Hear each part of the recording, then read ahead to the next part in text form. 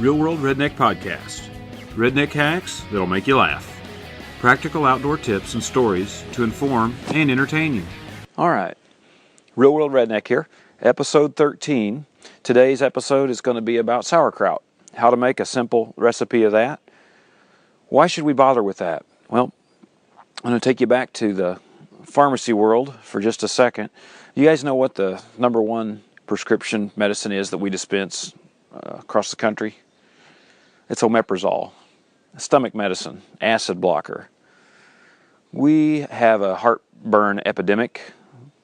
I experience it occasionally, and I bet you guys do too.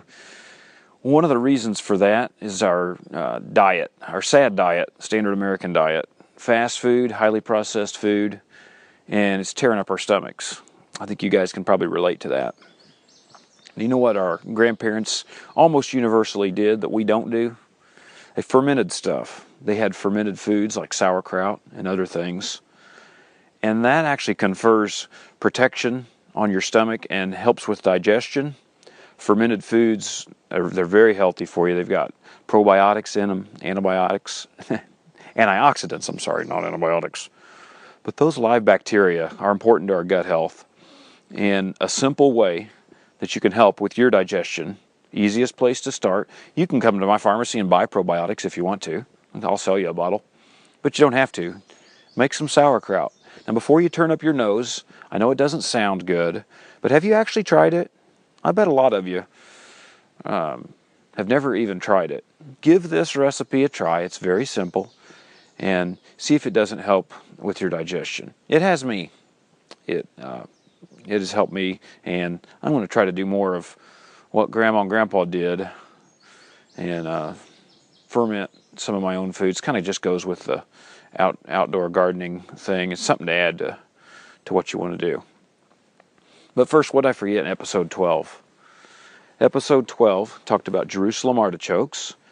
One thing I did forget when I was mentioning the container aspect, you've got to put holes in the bottom of that. Either drill them or gash them with a saw or something. You've got to get the water out of there, or they'll hold water and they'll drown your plants. Basically, it just won't work. So you got to have some holes in the bottom of that. Most of you probably know that, but I just wanted to mention that.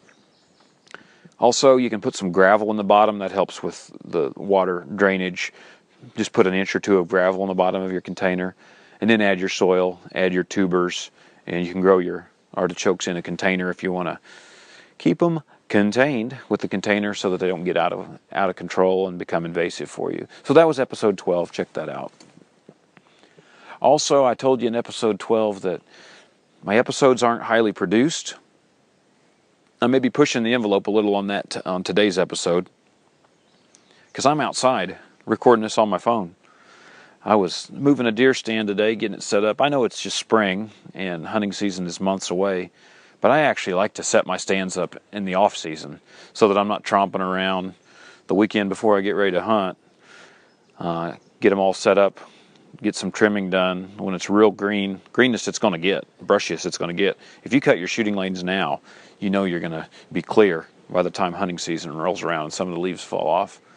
But that, I don't know if that's mandatory or not, but it's something I like to do. I had some time this morning. Weather's beautiful. Went and moved a stand and got it set up.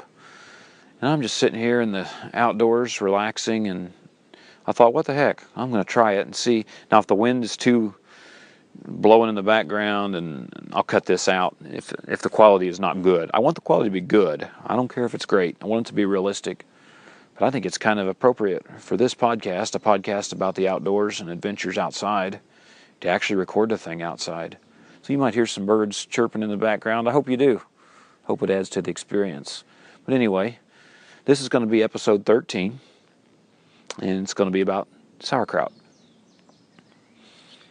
I've been eating cooked cabbage. I was having some the other day, and I just take a head of cabbage and chop some of it up, fry it in bacon grease.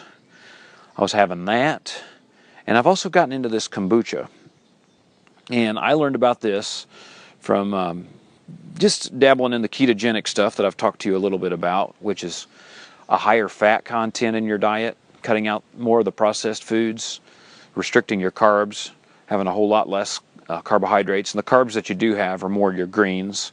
Cabbage is a great example to have, salad, veggies, things like that. But I was needing something to drink, and I love coffee, and I like water real well too. But you get to needing something else, and I think you'll all agree that the diet soda is not much better than regular soda, if at all. I'll have those for regular soda just for an occasional treat, but I can't stand diet soda. And I think the science has really shown that you aren't helping your diet anyway with the diet sodas, the diet drinks. There's still an insulin response. There's still some weight gain associated with it. So I was looking for an alternative, something to have with my meals besides the water and the coffee. I told you that I listened to this podcast called Keto Talk with Jimmy Moore, and he was talking about kombucha. And I thought, well, what the heck is that? It's a fermented drink, and it's got your antioxidants in it and some probiotics that I talked about. So, and it comes in glass, and it's carbonated, so it's got a little wang to it. And I tried that. He was mentioning that, and I thought, well, you read on the label, and there's some carbs in it. I thought, well, how's this any better than just soda or whatever? But there's a little bit of sugar in this drink, but it doesn't seem to spike my cravings like other carbs do. And if I have that, it gives me just a slight sweet taste and a slight sweet fix without going off the deep end and eating everything in sight like a soda would, for example. So you guys might try that. Kombucha. I'll put a picture of the particular brand that I use. I mean, it's got I think it's either 16 or 12 ounce container. It's got 2 servings in it, but it's only got 40 calories in it. So it's a healthy drink, and it's something you can put in your arsenal, something else to drink just besides water and coffee if you get tired of that, if you're trying to eat better.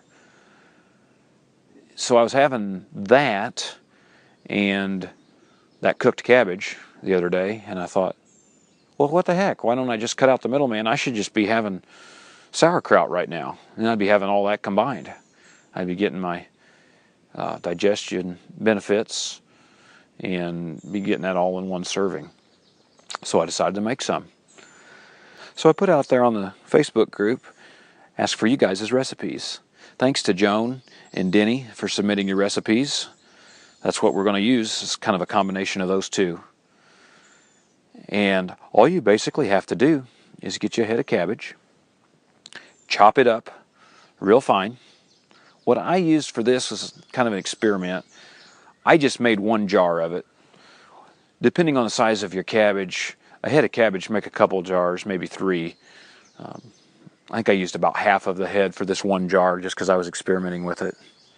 Chop that up and put a tablespoon of pickling salt. I used sea salt. You just don't want iodized salt for this. But canning salt or sea salt, add that to it, and you let it soak there for a few minutes. And then you just work it, knead it with your hands over and over again. And it begins to make its own brine. And you just work it, and then add 2 more tablespoons of your salt. So 3 tablespoons altogether in your bowl full. And for 5 to 10 minutes, you just work the coleslaw. Just crunch it over and over again with your hands. I used a wooden spoon and was kind of jabbing it with that too to help crunch it up. And it gets gooey and wet. And then you start to put it into just a regular canning jar. When that jar gets full, stuff it in there with your wood spoon, or you could also use a tablespoon, the back handle of that, anything to cram it on in there. Cram it up and just repeat that process until it is just chock full, crammed into your canning jar. And then leave a headspace at the top of the jar. But it will make its own brine to the point that it will be covered up under, and it will be in the brine underneath it. You want that brine covering the top of it so that it can do its work. Let that sit there for about 10 minutes. And then take your canning lid and your canning ring, tighten it up on there, and Once you get it tight, back it off a quarter of a turn. And then you can let it set aside for a few days. I am letting mine sit there for a week, and I'm going to try it at that point, and we're going to do the YouTube video to complement this episode, and I'll let you guys know how that turned out. And that is actually all there is to it. According to Denny, who the recipe came from, and Joan too, you don't have to tighten up the jar. You can just leave it. It should seal itself at that point. I'm going to prove that, and might get with her and see if I'm leaving out any steps here. As far as your basic canning techniques, we'll cover that too. When you are canning something, you need to sterilize everything that you're going to use for your canning process. The dishwasher works pretty good for this. You can put your jar and your spoon or knife or tool that you're going to use, your knife that you're going to cut your cabbage with, your cutting board. You can throw all that in the dishwasher and cycle it through there. That will sterilize it. Or you can use a saucepan, get it boiling, and boil your things in there, like your lid, your canning jar, and that type of thing, your ring, tools you're going to use. You can do it that way, just as long as that's sterile. And this maybe go back to my pharmacy days too. I make sure my hands are sterilized as well. I just use hand sanitizer and take a shot of that before I do my canning. I'm just like to pretty thorough about it that way, so that no extra bacteria is introduced into it. And that's it. It's a pretty simple process. I thought there was a whole lot of different things involved in this, but that's all there is for this sauerkraut recipe.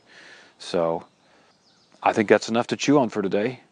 I normally say it's time to go outside, but I'm already outside, so I'm going to stay outside. Take care, guys.